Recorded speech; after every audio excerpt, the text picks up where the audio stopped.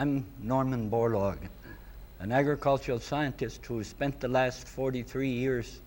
of my life in third world food deficit countries trying to do something about increasing food production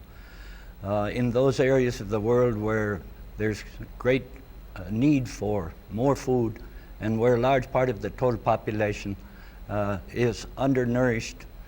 or malnourished. It's particularly frustrating to me at this time to find ourselves in a situation where there are huge gluts of food that have been accumulated, especially in the food exporting nations. But more recently, also in some of the nations that were thought to be hopeless situations from the standpoint of producing their own food. They too now are entering into export markets. Nevertheless, this brings home to me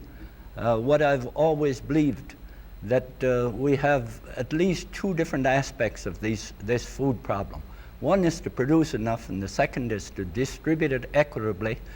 And there we run into the problem of poverty and lack of purchasing power for a large part of the world's population. During the current situation, it's estimated by the World Bank that there's still 700 million people approximately who are short of food, and that the only way the third world nations have to improve the standards of living of their people, which are, I repeat, largely rural, is through increasing first the productivity of the land, production of food and fibers, which they in turn must be able to sell first to supply much of their domestic demands, and then also to export in those commodities where they can produce efficiently into international markets. It's not apparent on the surface today, but I think anyone who sits back and looks at this picture suddenly begins to realize that more than ever before, the economies of the world are all more and more intertwined, not simply in the agriculture, food and fiber sectors of the economy, but this has to do also with basic mineral commodities which are used by the industrial nations, and we find today depressed prices everywhere. In part, this relates to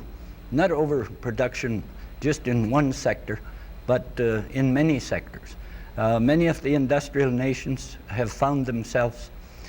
in difficulty because they themselves, through internal economic policies, attempting, and very often by strong influence of special interest groups, have increased the standard of living of that particular group that makes that product up to a point where, with improved technology in other industrial nations such as West Germany and Japan, they find themselves priced out of the market,